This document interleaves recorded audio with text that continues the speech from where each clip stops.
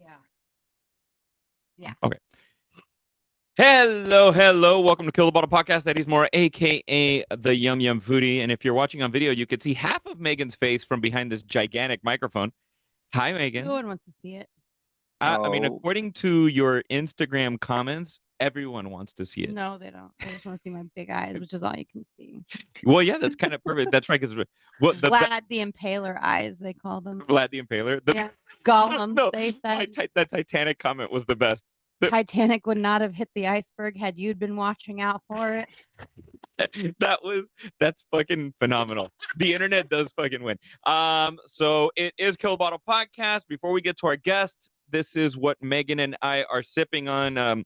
First of all, thank you to the homie. Not good with coffee. Not good with coffee, but Oh, really good with that was a vodka, poor which is what we're choice. drinking it. I'm not gonna give the name of the vodka. Oh, it's a Russian vodka. It's kind of tasty. It's fine. But shout out to the homie Zeph because my Christmas present from him. You ever had like a random Amazon package show to the door and then there's no fucking note, so you don't. Thank God that he told me that it was him because there's stuff that just shows up at your house, you have no idea what it is. But he sent me a case of Fever Tree sparkling Sicilian lemonade, and it is fucking delicious. It is. I've never had this before, and you rave about it. It's only 50 calories per can, so it's a little eight and three quarter ounce can, 250 ml, only 50 calories, and yeah, it's yeah. Bravo, Fever Tree. This shit's tasty. Do you like it, Megan? Yeah, not Yeah. with coffee. Well, fair, but you're drinking it with vodka now. You're drinking it with vodka now. Better. Yeah. Speaking of drinking it with vodka, I don't know. It was like a shitty segue. Um, I'm gonna get right to our guest on the show today, because he's actually been to the Pecking Room. He didn't have vodka. I think we drank whiskey last time we were at the Pecking yes. Room. You have seen him on Chopped. Actually, this gentleman right here he's a chopaholic. I don't know. I'm making this shit up. No, but you have seen him on Chopped. He is a homie, and he's been talking about getting him on the show forever. And of course, I get him on the show when he fucking moves away. But we'll get to that in just a second. But welcome to Kill the Bottle Podcast, Chef Dom Crisp. Oh, thanks so much, Eddie. And it's so nice to meet you, Megan. I'm really happy to Nice be to here. meet you. It's good to see your eyes. So the world is seeing her eyes Everyone right now. can see I them. think right now the satellite that's flying over the Pecking Room can see through the walls and see Megan's eyes. Yeah. Yes. Yeah, you're setting up some kind of so Dom, thanks for coming on the show. I know this was like it's been a while in the happening of it, and I always like to I prefer to have people in house, and it just hasn't worked out. So it's great that we're able to chat here today. So Dom and I go a bit ways back. Met him first through the restaurant you're working at here in Pasadena, Sasso, and Yes. then the Lonely Oyster, which is another one of my favorite restaurants here in LA. But what are you doing now? So I do this joke like Sasso was a Basque inspired restaurant, but I'm doubling down on that and I'm going to open a Basque restaurant in Santa Barbara. We actually purchased the building, which is a big deal because restaurants are just like not sustainable unless you own the building. If Wow. you want to know more about that, Chick-fil-A and In-N-Out are great examples of people who do that. So it's kind of Yeah. taking an example from them, but just, equity is everything, right? In longevity. So that's what I'm doing, and we're just like right in the middle of it. Like literally this week, coming up is when we break ground on the construction updates, and it is no joke. Santa Barbara. I mean, I've dealt with Pasadena before, but Santa Barbara is like a whole nother monster. In what sense? Just a bunch of fucking rich people telling you what to do, or because Um, that's what I imagine. Permits. Yeah, like is yeah, it like yeah, but like oh I think the people from the city are. I think they're a little bit more. They're not like rich people, but it's the classic like you're waiting on one guy to sign off one thing that you've been waiting on for like 3 days, and you're like, where is he at? You know what I Where mean? uh Like, where is can we he? just check locate every this golf person? course Yeah, yeah, within a 4 mile yeah, radius. Uh, exactly. You might have to It's pay off some people with caviar. That's what I think your Oh your yeah. signature move might have to be. The Well, Instead of like, excited. is this something like- Mr. Washington can take care of? Ooh. Oh wait, no, hold on. Crumple up another one. Another Oh. George Washington. Looks like he's pulling out drugs, but it's caviar. Like Yeah, in man. secret Yeah. packages. They are That's drugs. actually that's what happens. Like at most That's parties exactly. with me, Yeah. or it's a Yeti full of oysters. Yeah, Oh. yeah, yeah. I mean, you know, at You this got the. point, I want to see a funny video coming on. You got the good stuff. yeah, Yeah, Stuff exactly. like oysters. what is it? It's beluga. No fentanyl, no fentanyl, no fentanyl. No fentanyl-free beluga. Yeah, fentanyl Yeah. free beluga. I That's my like that. band name. I like that's gonna be actually a future thing. Somebody's gonna be using molecular gastronomy and like auger and all this shit, and they're gonna make fentanyl caviar. I think that's gonna be the Yeah. new. That's Why gonna be not? the new move. Yeah. Why not? I mean, different bumps for different folks. I've been trying to work for Big Fentanyl for a while. I Big mean, you fentanyl dated is- enough Mexican guys that could bring it over the border. So I mean, at this point, Like legal though. oh, legal. I just Got have it. really good slogans. Have you heard them? I posted them online. No, I didn't, but I want to hear them now. Like fentanyl, once you pop, the fun absolutely stops. Yeah, That's I like good. that. That's a good About- one. Fentanyl, it gives you wings. Yeah, Literally. also good. Yeah. Yeah, I like that. I like How about fentanyl? Bet you can't just have one. that. She is going to hell, by the way. It's wonderful to have a first class ticket to Like hell. a good neighbor, Narcan is there. Yeah, there we go. That's a good That- one. I That's like that's that my one. favorite. I like that. That really helps our future potential sponsorships. I like that. Sorry. That's a good one. Big fentanyl. Big fentanyl. Hashtag big fentanyl. So Dom, tell me a little bit about yourself. Where are you originally from for the guests at home? Because obviously, well, I know the homie, but where is the homie from? Okay, so the homie is from Oregon, and I'm from like a farm, but it's a vineyard. So, but yeah, like people are like, "Oh my God, you're from a vineyard! Like, of course you're moving to Santa Barbara, right? Like you're rich and bougie." And I'm like, we are farmers and bump, bump, bump, bump, bump, bump, bump. No, I'm just kidding. Yeah. That's what but- it totally is. Nice, no, nice. so we're farmers, grew up on the farm, was actually born on the farm, like if you can imagine what that was like. And I have like a big family, even though I'm an only child, and I really try to get out of the little small town I'm in Corvallis, Oregon, is where the Oregon State University is. And my grandfather started the speech and communications department there, so he was like an intellectual. My father was more about, did theater down here actually at UC Davis, and then moved back there to have me with my mom and be close to his family. And yeah, growing up on the vineyard was awesome, but growing up around my dad was really cool because he took me to like a lot of wine functions, and that's where I kind of got the palate, to like Yeah. the food, and started drinking wine when I was really, really young, like 13, kind of understanding it, talking about it, getting faded off of it. That's That very was fun. European of you. Very, very Oh, yeah. European of your folks, really. I used to steal bottles that he was like making before he released his wine company, and take to the skate park and just get so fucked up, like just I mean, so yeah, drunk. it hurts a Yeah. lot less when you're hammered, and there's less chances of breaking a bone. Actually, I'm not When you're promoting just child drinking, floppy? but like if you're just like extra floppy when you fall down. Yeah. You're kind of a bit of a rag doll, Name Yeah. one a skateboard trick. an ollie. Oh, look at you go. See, look at that. Look, she's trying to stump me. Anyone? Any other brain busters? A little half pipe action. No, I don't fucking know anything about skating. Oh, so that's what I was asking. I was wondering. No, if you- Megan, I know about you think- rollerblading. That I used to do a lot of, but I never really skated. Uh-oh. We What? could make up our own trick, and we could call it the fentanyl flip. Flat, no flip. Bet you can't, Dead. dude. Just boom. Boom. Well, I like that the fentanyl flip. I think we should stick with that. Oh, You know, people we get should- really we should need- offended. New shirts available on the Kill the Bottle podcast Amazon store. People get like they get offended. They do. They're like, I've had family members. I was like, at what point do we not like? We do say don't do it, right? We've done that. We've done that. Now we just kind of have to make jokes sometimes. Absolutely. And if Yeah. it's not making more people aware not to do fentanyl, my slogans, and I don't know what is. Yeah, at this point.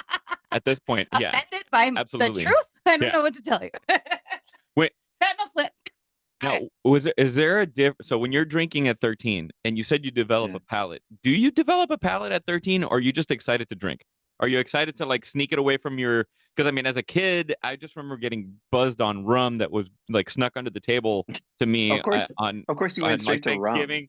Mhm. Well, dude, Like, I mean, come if on. if Like, if you want to know my seriously. story, like the one thing I blacked out like hardest in college was Sailor Jerry's rum. So there you go. Like you started on that Oof. you started on Oof. that rum. I started on fine wines, like organic Pinot Noir from Oregon. So of course my palate was Wow. like being etched from marble, my friend. Let's give a shout out to the folks. What's the name of the winery? So it's Lumos Wine Company, and it's right outside Philomath, Oregon. Like you're going towards the coast, like Newport, Oregon. That's where actually like the whale Keiko used to live. That's like the big claim to fame. So shout out Free Is Willy. is that part of a region of one of the Oregon wine regions or no? It's like the tail end of the sperm to the wine country, because like it all starts like just south of Portland, Oregon, and you go straight down Highway 99 and you can hit like everything. And at the very end, that would be like my family's region, which is still amazing. And it's really good for Chardonnay. Like where we're from is like prime Chardonnay growing because it's kind of like a little higher altitude, has its own little like, you know, area, terroir, gets a little colder. It's super sick. It's a lot like Burgundy. So Well, and also you guys make really good sparkling wine. I've been lucky to have the wines at your house and then have them at Lonely Oyster as well. And I mean they're great wines. yeah, I know. I'm pretty sure you tried that champagne, which is crazy. I sure did. I had a bottle of the 2014, the same stuff that we had when we got married, like for New Year's. It's super special stuff, and like he's just not like pretentious. You know, my dad, he's a farmer. My brother is a winemaker now, and he's equally just like chill. But you know, our wines are inexpensive for what they are. Like people like Antica Terra was a really famous winemaker. I think her name's Maggie. She buys the Chardonnay from our home site and sells it for like $150 a bottle. It's just crazy. So That's smart business. I like that. I like hmm that. have Hmm. some other Um, farmer do the work for you, and you just take can you the guys credit. can you guys do a quick improv scene of pretentious wine owners? What it sounds like? Oh yeah, Oh. it's like always like this. They're like, Yeah. Yeah. How much new French oak? How much mallow? They won't even say malolactic fermentation. How much mallow? yeah.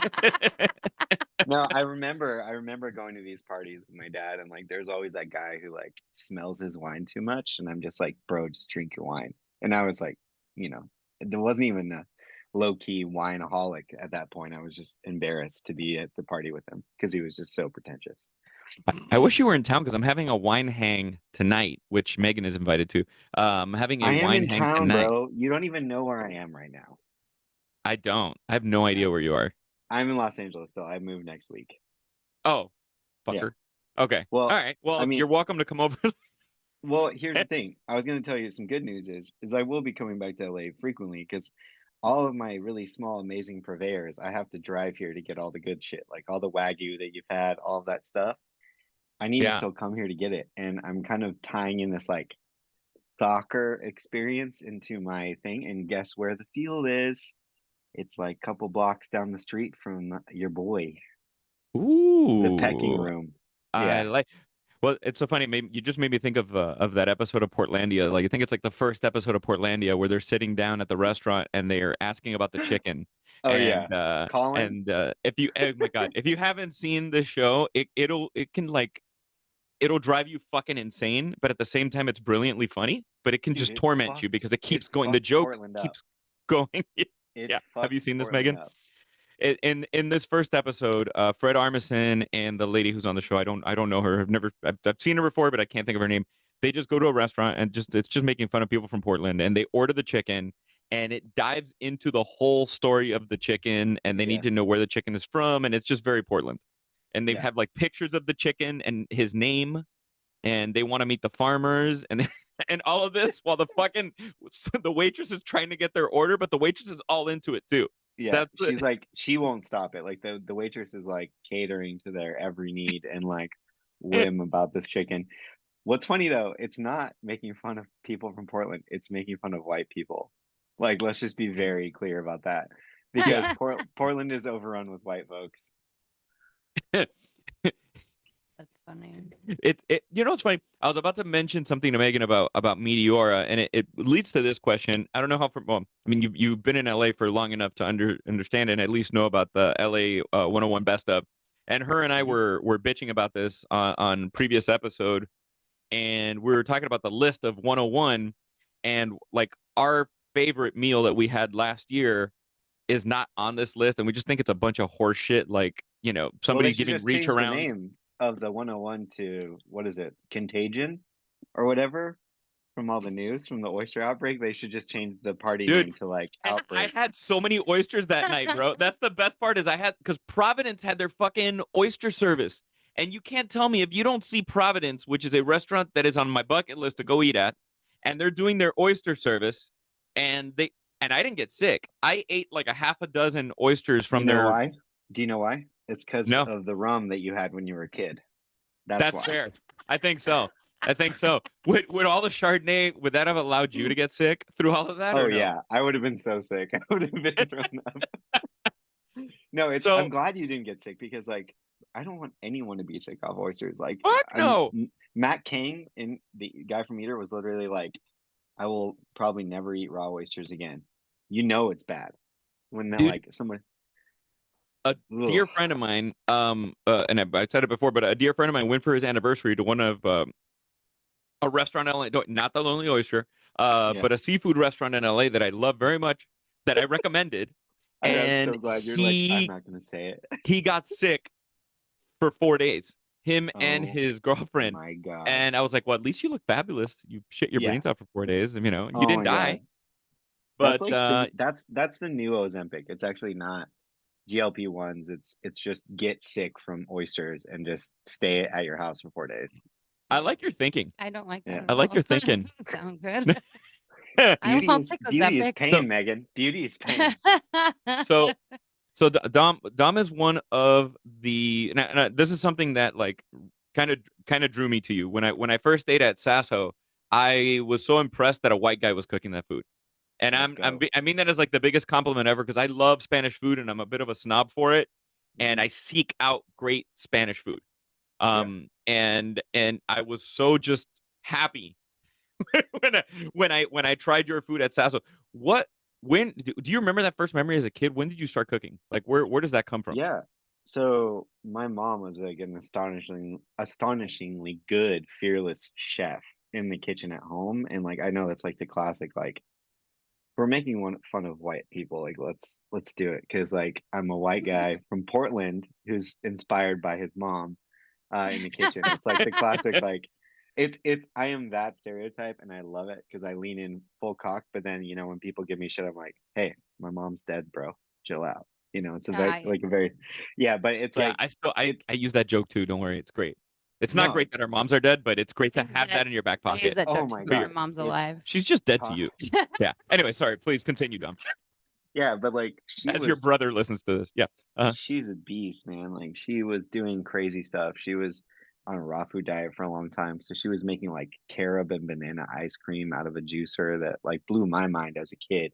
Like where I was like, oh, Wild. this is two ingredients, like very little sugar, like using ingredients natural state and just executing it at a high level. Like one of the best quesadillas she ever made me was insane. It was like cast iron skillet, really big, nice, like probably a whole grain tortilla because she's total like hippie vibes.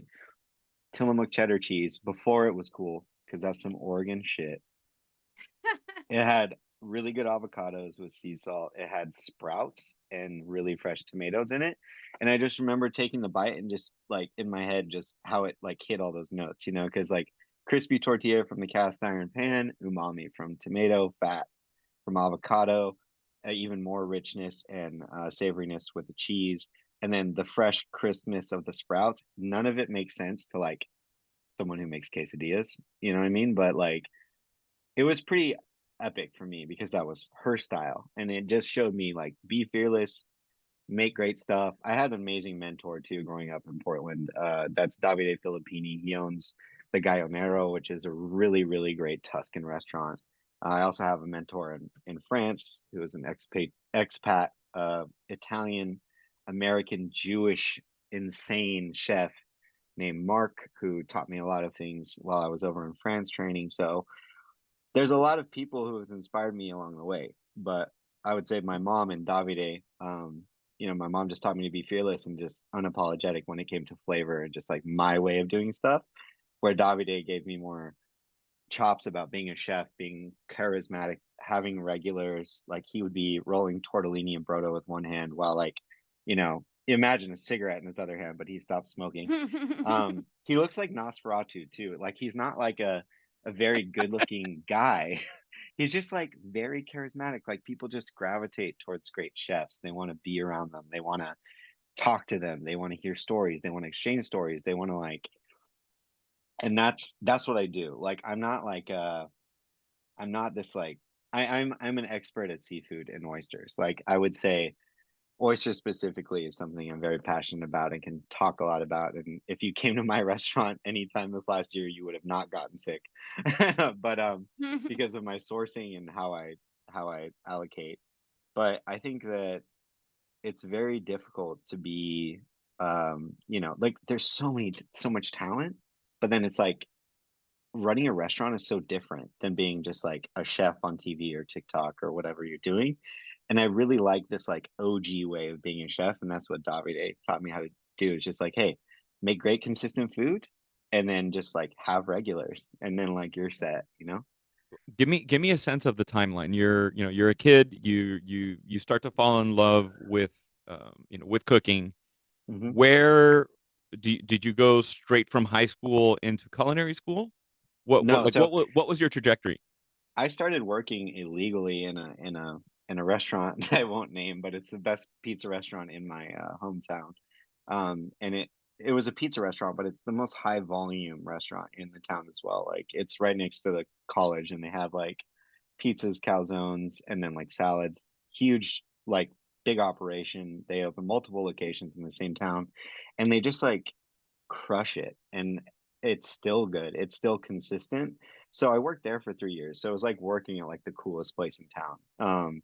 And did everything in there. So I think that's the key is like working somewhere as a kid and getting almost like radicalized by the people around you to like, hey, do you want to do this? Learn this. Hey, do you want to work this station? Do that. You want to be cashier? Do that. And then you start learning customer service. You learn how to wash dishes. You learn how to work the line. You learn how to work the ovens. Like you learn how to work under pressure. And then you also get learn how to work with other people, which is the hardest part of the job. And so that was my first initial like taste of hospitality was there. But then I worked in a bank because in your head you're a kid. You're like, I need to make more money, and you're like, oh, of course I'll make more money in a bank because like that's what they deal in. Not the case. Um, it was like it's super terrible because I went in there with like high volume in my head, like I'm gonna crank this day out, and it's like slow, meticulous, like don't fuck up. Like it was terrible. Then after that I went back to working in like a bakery, moonlighted in a bar, so I started learning bar work. Eventually moved up to Portland, so I was there for 10 years. Culinary school was always something I wanted to do, but what I ended up doing is brushing shoulders with a lot of people who were in culinary school. So they would teach me a lot. I would learn a lot on the job. And then finally, I was like, I need to go do intensive training. Hence, getting hooked up through family to go work for Mark in southern France at a bistro de pays. And I did that in high school. And then I also went back like when I was like 23 or 24 for like more intensive culinary training, and that really like broke me. Like the last time I went there, I was like broke me like a wild pony in regards to like this is what I want to do forever because you need to commit, right? Like friggin' Eddie, you want to be what forever? An Amazon box opener? Absolutely. Yeah, I want to open up exactly. boxes that I don't know what's sent to me. Hopefully not dog shit, but like I want to just The open up. dog shit, the flaming dog shit is the ultimate fucking next day prime gift you can give It somebody. is, yeah, yeah. No, I love the video of the guy whose boxes kept on getting stolen. So he's like, fuck this. He got an Amazon Yes, box and turned it into a cat litter box. And his dude, that cats would was just sick. shit in it. And instead of dumping it, he would seal it back up and put it on his front porch. And he Yeah. would just record people stealing cat shit from his front porch. But then another guy took it to another level. and he started baking shit cookies from dog shit, and then he created and 3D printed like uh um fake packaging and all of this, and he made like these beautifully packaged dog shit cookies and put them on his front. Yeah, that's the look at Megan's eyes right there. Yes. Ugh. Yeah, exactly. Anyway, so No, so I that's like where that. Like, you need to get a little bit of revenge. Like, if people keep doing shit like that to you, it's like they might come back and light your house on fire, but it might be worth it. Like, yeah, I The mean, people upstairs in my place are really bad, like really loud. And I haven't said much about it because I feel like that's just how it is now mhm, everywhere. But they've been mhm. really, really bad. And so I finally snapped the other day, and it wasn't even a big deal. I just took their welcome mat from in front of their door and I hid it. I feel good about it. where did you hide it? Like, Underneath the stairs in the hallway. oh, Do they is it know still about there? Have you you in your checked? podcast? No, Okay, I just All no. of a want you sudden to. now it All they pops up on know, their algorithm. all they know is me banging and calling security on them constantly. But Oh my God, that's yeah. well. I What like like I that. finally I lose it. I'm like, "What are you doing? Are you that fat?" First of all, there's no way I possible. mean, we're in the United States. I They said, might be that fat. I said, there's no way they're that fat because they never fucking sit There's down. a Jack in the There's Box never very sit close to down. your house, so they might be that fat. Like for hours Are they back like? and forth. Let's just before we pass judgment. Like, are they like river dancers? They might, yeah, they might. It No, might be I would Michael know Flatley. that. I would know that. Yeah, They you would be sure? more in rhythm. Oh, all Yeah. right. They vacuum Okay. twice a week, sometimes at 6 in the morning, and it's just so loud. You can just Oh, hear it. that's so. That's a great commercial for like a Dyson. Yeah. Like Yeah. so loud it's gonna wake up your fucking How about so record soft? How about sample. But the funny part is we have hardwood floors, so I don't know what the fuck you're vacuuming. What are you vacuuming? I have hardwood floors and I vacuum. I have dog hair. Sweep. Yeah. Get over it. No, you can vacuum with that. You Just can don't use sweep. the. Oh, really? You can sweep, especially when people live underneath you. Yes. Mm-hmm. Mhm. Sure. I find I myself, don't. because I lived above people, still being careful. And people don't live beneath me now, but I still find myself like not slamming things and then being like, oh, wait, no one's beneath me. I'm just You know. aware. You know how I know how no one cares anymore? Mm, Because do you guys know what lungers are? Like when you're driving, what a lunger is? mm-mm. No. It's like when you're driving, right? And then someone's like they pull out, like they're gonna pull out, and they keep pulling out, like they don't stop. You know what I mean? Oh, okay. So Got it. you're Yeah. driving. My wife and I call them lungers. Everyone is lunging. Like everyone, no matter where you are in the city, lunging is like a thing. Like they all just want to be first to be out there. And I'm like, no one cares anymore. Everyone wants Yeah. to be first. They're fucking in it for them. Like, good luck. Honestly, just get them a new welcome mat that says we're loud as fuck. Oh, That'd be no, great. I'm not going to spend money on them. Fuck them. It would Yeah. be funny If they though. they need to find their welcome mat. They can go on a scavenger hunt outside of their apartment How to go about look that? How for their about that? welcome mat. Like I like just that. chat GPT a scavenger hunt for them. You And want then to don't even take any It's time somewhere to in the it. building, bitches. Go Yeah. for it. Yeah. It'd be like V for Vendetta vibes, but like it's about their welcome mat where you're just like, you have your welcome mat. I have it. Like some scary shit. Or what's the A you want USB to play a drive is game? just found on their front door with Yeah. a muffled voice. Want to play a game? Yeah, you want to play a sick fucking game. No, you handcuff a pair of something to their door. Just put Yeah. it there. Here it is. Well, then people also think the outsource.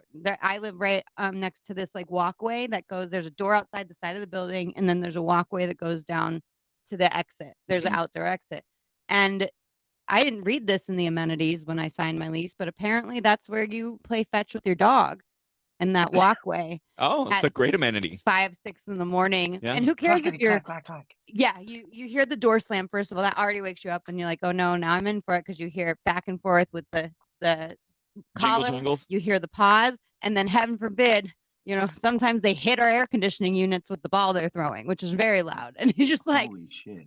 what are you doing? Like, and Move to Hollywood, they said. It'd it'll be great, fun. they said. I said I want a top floor. Leave me alone.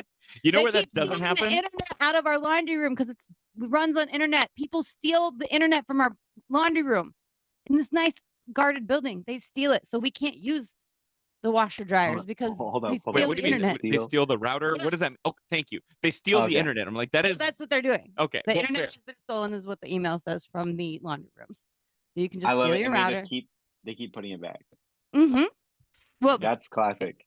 Once some Barely. shit keeps happening and they're just still like, no, just Yeah, I reattach tried to do my another one. laundry the other day, and only 2 dryers of the 6 were working, and one was full of clothes that were dry and left there Oh for yeah. 30 minutes. So I went to the office and I was like, "Can I get this out? Like, can I pull this out? I need to dry these clothes. This guy's clothes has been in there forever." She's like, "I wouldn't advise that." And she was like, Oh "Out of my 6 gosh. dryers, 2 are working." Like I was wrong. I was like, "Yeah, do you think I wanted to come in here and talk to you about this?" Oh my Out God. of 2 dryers. Anyway, that's enough of my When apartment building. when is your new when is your if you can say when is your new place scheduled to open? It's Oh, restaurants world, probably. so it'll never open on Yeah. time. But I mean, when is it scheduled to Yeah. open?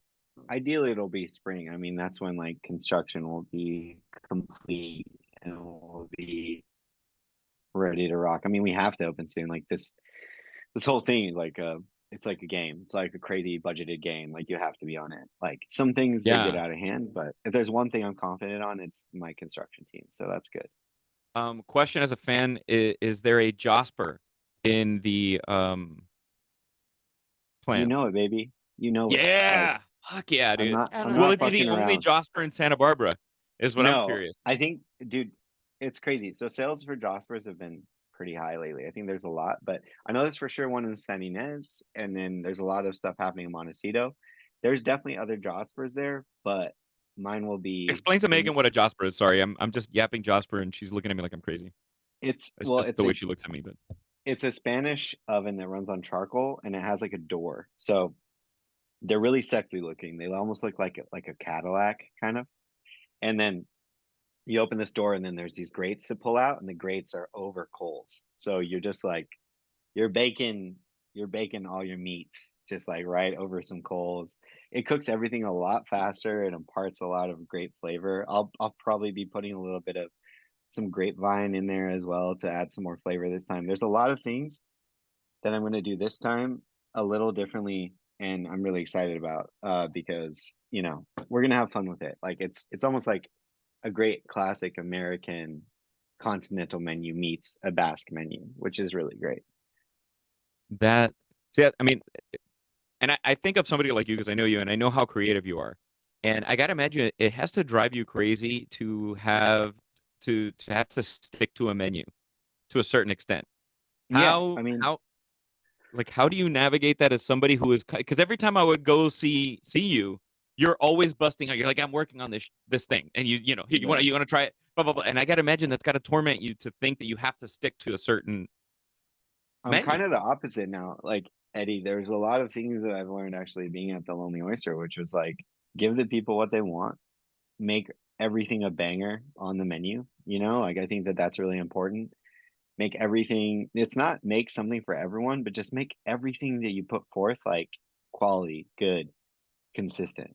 And I think that that is my bread and butter. It's like, sure, there's some things on the menu that are going to be astronomically fun and delicious. And then there's some things that are just for the person that just wants like a fucking grilled cheese sandwich, like a grill, Yeah, like there's a lot of simpletons in this world who just want something comforting and easy and they don't want to be told, oh, this is so good because it's got this cheese from Spain and this and that. It's just like, chill the fuck out.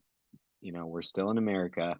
Everyone's running around on Ozempic, so you need to like have small portions or else they won't finish their food. It's a very interesting time to be alive, honestly. that's that's a In great point that you general, make out. yeah. I've been talking about this a lot with my friends because I'm not on it. I've never been on it. Like I think it's a very interesting thing because it's this explosive thing that actually affects things so greatly in regards to how Americans eat. Think about it. And we still Very don't know what it's gonna do to people yeah, realistically.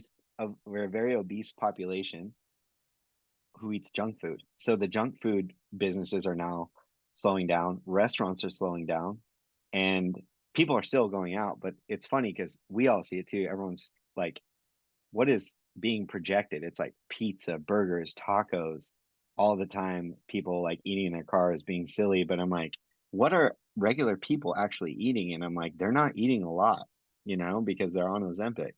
So I think it's kind of the perfect time for Basque and Spanish food because of pinchos and tapas and the way that eating culture is, where you go in, have a drink, and eat something small if you want it to stop there. So I think that that's what I'm really excited for is like, I will tell you straight up right now, my bar menu is going to be one of the most fun menus that I've ever come out with, and that's the menu in between lunch and dinner and our late night menu. It's called the bar menu. And I'm really excited about that because it's about value and it's about having fun, getting great drinks, and then also just about small portions. I mean, if you need me there for friends and family night, I will make sure that I am up and Well, you know. dude, I don't know what your situation is, but Havana Club's on the menu because we're doing our Spanish coffee again and we want to do it table side. So if you've been to Oh my God, that Huber's, sounds so good. But I'm gonna go up there anyway. yeah, That's perfect excuse right there. I'm gonna go up there and make sure that your Spanish coffee dude, is on I is love on point. my sister was apparently conceived after one of these cocktails, the Spanish coffee. So it's Oh pretty wild. man, Yeah. That's right. It makes you extra vigilant. It You're makes you or not. Yeah, it makes you just forget to use protection. So yeah, That's a good slogan for a drink. that's a So great good, I slogan. forgot It's called protection. the bareback coffee. That's what we're gonna oh call it on the damn. on the menu. No, it's actually raw dog. Please, you can raw dog life. You can raw dog anything. I'm raw dogging this fucking interview. As you should. What are you sipping on over there, sir? So I got the Laie. Um, this beautiful red vermouth is from Barcelona, but it comes to us from my buddy Raj Nalapathala, and he has this in a couple places in LA. So Thank Laie. you for pronouncing his last name for me because as many times as I've met Raj and I've seen his last name, it is like a Rubik's cube for me. Oh yeah. So thank No, you for in my pronouncing it, and phone, now I know now I know in my how to phone, pronounce every his time last I name. see it, I get self-conscious that I spelled it wrong. Like when I see it, it's pretty funny. I um, get it though. Now, for example, something I'm trying to put myself in your shoes, and let's say I'm at the Lonely Oyster, and I'm gonna move on. I I would I would feel compelled to have my legacy kind of stand and the to make sure that everything is left in place to Yeah. continue success. How do you do that? For people listening, when you're in a position, let's say as a chef or cook, and you've developed a place and help really get it off the ground, and it's your time to move on. What do hmm you do to ensure that quality control or that that nothing falls through the cracks? Yeah. That's a really good question, and thanks for asking me because that was something very much on my mind as I exited, prepared to exit there. And Lonely Oyster was really good to me, so I specifically wanted to make sure that they had the most um, like put together team. And I think what was special about that place is that it had been running itself for a while before I had even put my notice in, which is something I knew about the kitchen. Maybe not the whole restaurant itself. Like there's always issues and drama in restaurants, unfortunately, just because we're a people powered industry. But uh, I left the best team in that I've ever worked with there, and I think that it's hard for me to be like, oh, I did that. It's like these people do it themselves because they want to do it because they're passionate about it because they're career chefs and cooks in that kitchen. Chris Stagliano was there. He got Oh promoted yeah, to chef de cuisine. he is. Oh, that's Yeah, amazing. yeah, My half Cuban they're, Argentinian brother. Yes. yeah. I mean, the thing about Chris is that I think that with him and I working together, there's a lot of like me teaching about leadership, him teaching me about pasta, me teaching him about seafood, him teaching me about being a father, as I now am. And I think that is the most healthy relationship in anywhere is the give and take, um, and the mutual respect. And that's what Chris and I had. That's what a lot of people and I on the staff had. The owner and I, Don, definitely had that mutual respect. He's also a father, so he really allowed me to have this work life balance that was like I am forever grateful for that. So the Lonely Oyster has a solid core menu. They know how to change things seasonally. They know what to do. They know who to get the best stuff from because I was there. But what they also have is the most epic team who, if, they can all just stay together and again, not be selfish and be lungers. Um, they're gonna be Okay. they're gonna be they're gonna be super solid. Like I think that restaurant arguably is one of the most consistent restaurants in regards to the food. And now they have a great new general manager, which is Nick Brown, and he comes from insane hospitality lineage. So they have the potential to be, continually be a 38 essential. Uh, we got named that when I was there. I don't see why they would not do that continually. It's they give people what they want, and I think that's super important. They're not trying to like reinvent the wheel when it comes to like oysters or lobster rolls because that's just not the point. Like the point Did you now is to get it? be, Did you get a celebration when you left? Was there a little cute like this is my last day? um no, I mean I didn't really want that, to be honest. I Uh-oh. just wanted, this was a very selfish decision on my part. And what I'm doing is it's all about me and my family moving, like literally getting out completely out of our comfort zone and trying something very difficult in a new market that is a very like difficult market to crack into. Like it is a very wealthy place that we're moving to Santa Barbara. We're not wealthy. We're trying because we want my kid to grow up somewhere phenomenal, and we want to live out there. We want to walk around our city. We don't want to. We're so tired of driving.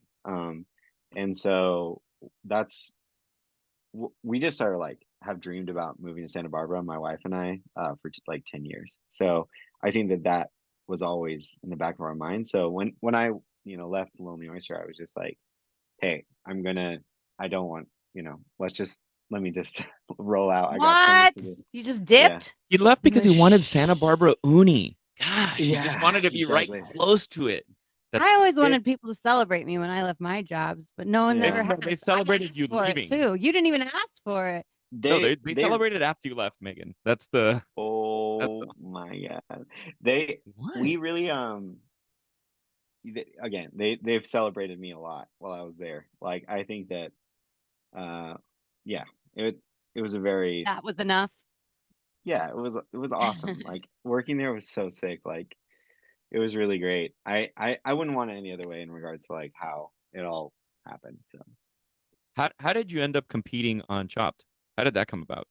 you usually get recruited, and if you want to talk about Chop, man, that episode really really pissed me off because it was the first episode in my mind that I knew that was like almost like scripted and catering toward like a theme more than it was about, oh, let's get this food out. And then the judges too were like, it was like two great chefs and then a random person. Like they're doing that now with the Food Network challenges, and like that was actually under a HBO blanket, Warner Bros. I'm not even sure, but they had, um, oh my God, I need to remember her name because she's phenomenal. Ingrid Bergman's daughter, I think, Oh, was the guest. Isabella Rossellini? Yeah, is Wow. Isabella Rossellini.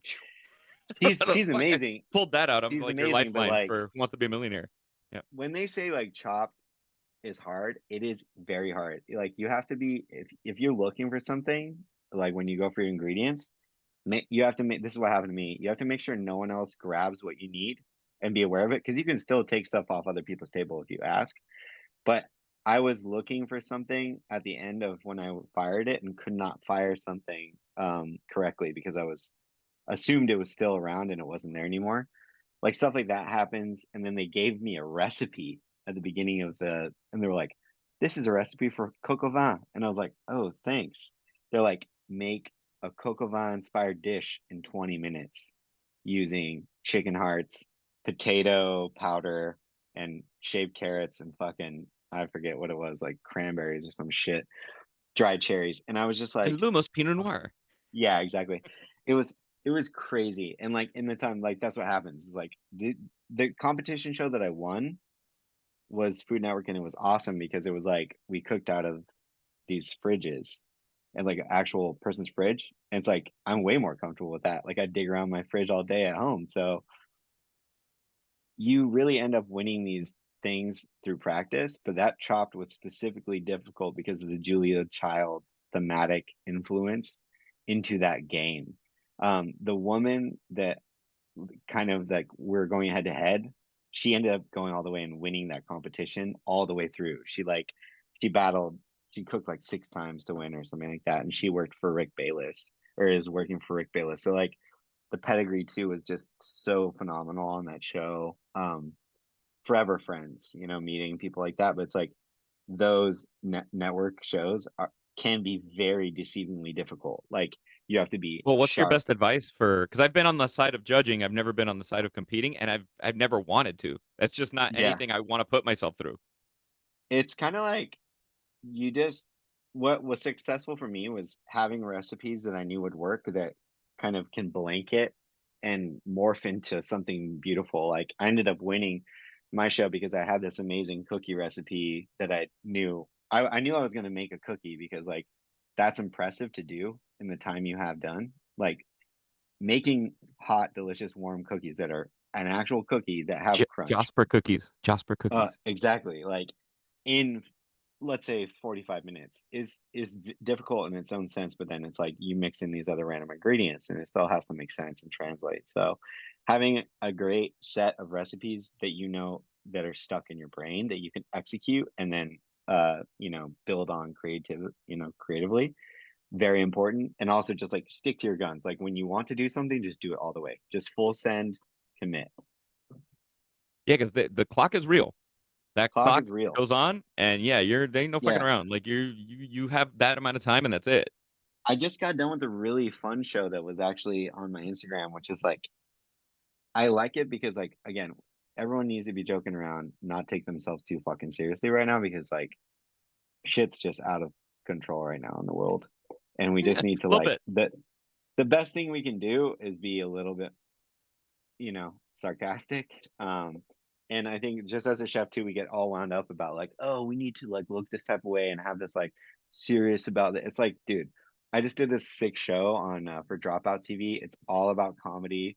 It's like I made like poop churros like on the show that were like delicious. Like, but they're like make a fucking plate that looks terrible, but it has to be delicious. And I literally just made a plate of shit. Like it looked like shit.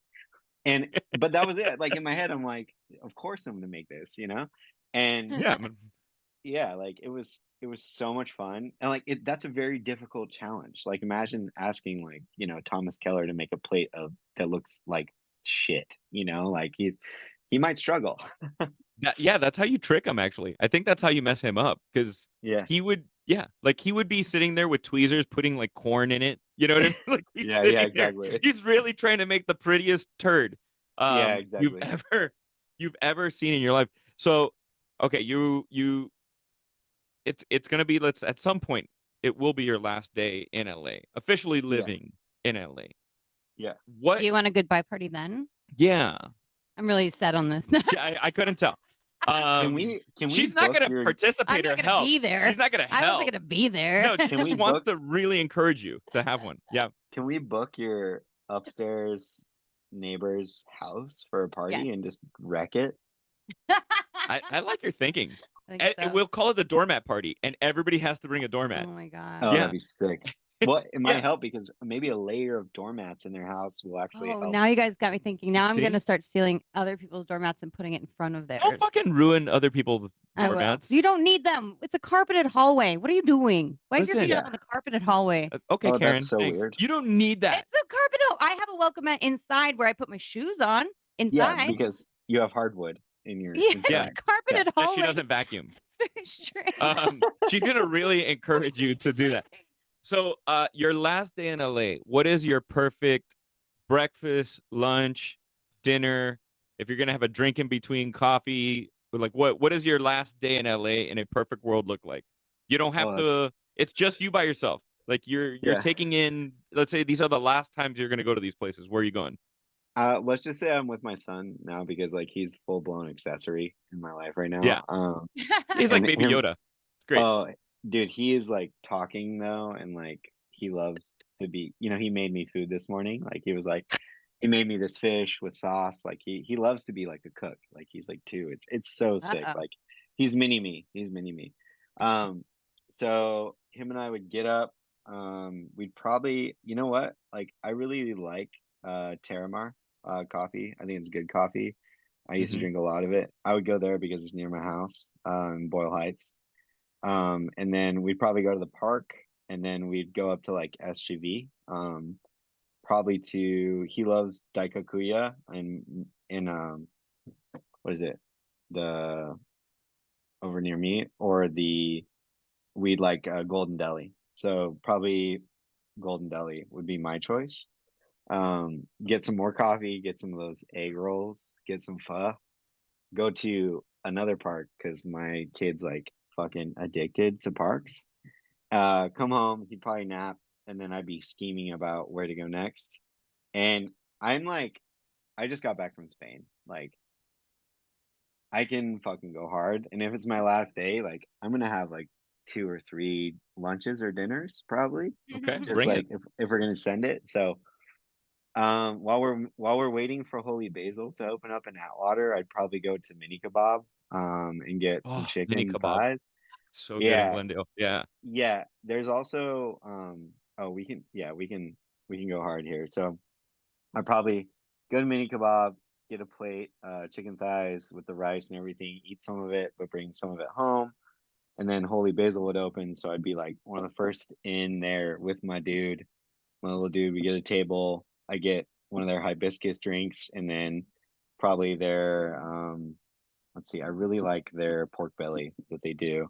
So I get their pork belly, I get some of their noodles or their rice dish, or I mean their even the eggplant they do is just so fucking good. So a couple dishes from them because I always joke, I think it's like Thai tapas because it's like perfectly sized Thai food. And then I go home, get them ready for bed, and I think for my last meal in town, it's so difficult, Eddie. You put me on the spot. But I think to be honest, I'd love to have a plate like of Chris's pasta, even if it's like getting it from his house, like if he's home. Um, and then I'd go have a drink at like HMS Bounty. That's like one of my favorite Nice. bars in Koreatown. I think Koreatown too is just a great way to like begin and end an LA experience. I lived in Koreatown for a while, and I there's some super awesome scummy bars that I love. But I really like the Myeongdong Kyojo. I think that's how you say it. It's MDK Noodles. It's like a phenomenal place on Wilshire that does like pork and shrimp dumplings and amazing minced chicken noodle dishes. And yeah, I just love it down there. So I think that's kind of how I end it. But I for sure end it at like HMS Bounty. Well, when your son is 21, you go back and you find this episode, and then you Yeah, go and do this with him. You still lay him down for a nap at some point yeah, because he's not going to be able to hang like you hang, and then you yeah, just take him out. Yeah, yeah. Or just I let like. him nap in the bar. Like it's totally fine. Like there's plenty of booths. Um, At yeah, HMS, Well, yeah, you can nap you know anywhere. that yeah. that's a great I way to forgot. begin. I forgot La Cita too. I'd love to like go to La Cita. I really love La Cita, and like I just thinking back, like I grew, up here doing collabs and doing pop-ups for Chinatown After Dark in that little plaza that Colleen Ray's and Amboy is in, and was La Cita was Lhasa was yeah, it was just like it was I had a really spoiled upbringing here because it was like immediate exposure to like all the people that were doing amazing stuff, and like Jonathan Gold was just kind of like walking around the periphery of what everyone was doing. It was just like really fun. So I'm definitely gonna miss it, but I'm only an hour and a half away, so I need y'all to stop blubbering. Mm. Well, one of the best things about what I do and what I've ended up doing in my life through the randomness of what is my life is meeting people like you through a random set of experiences that now I will be friends with for life. Hell yeah. Your journey in LA has not ended. It has only begun, and I'm super excited about your Are you journey sober?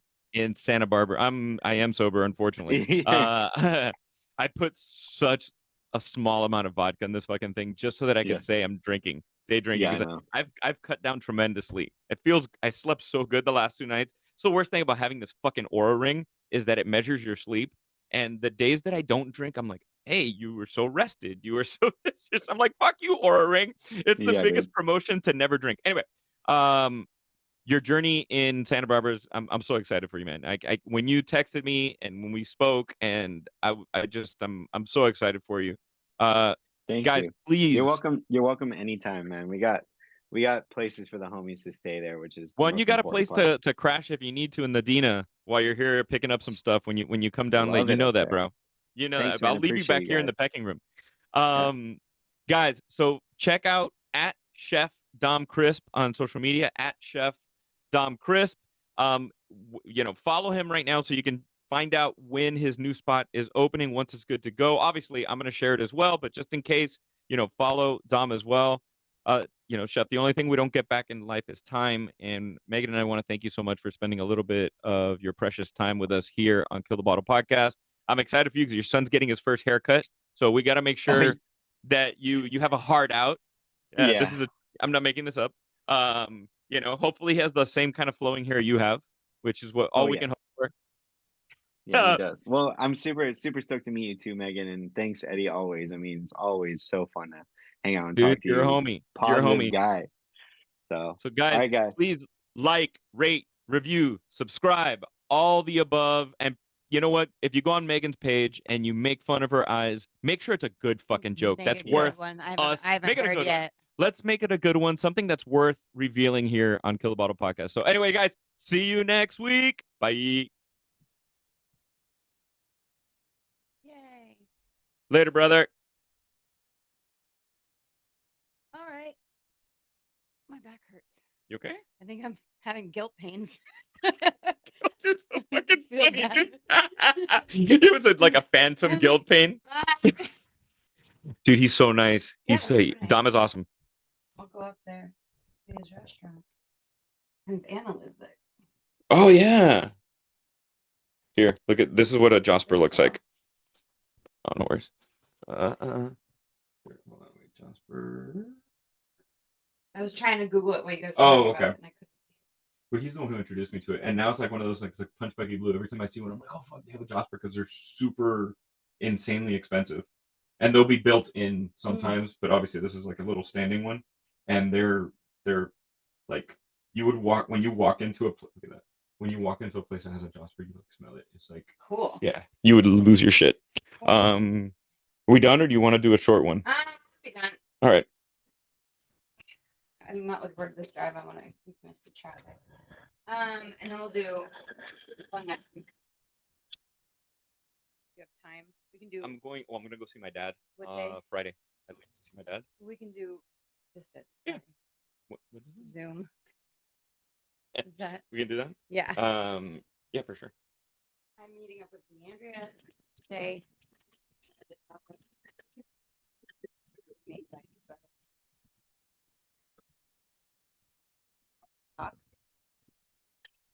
Dude, I'm so glad. Every time I talk to him, it's not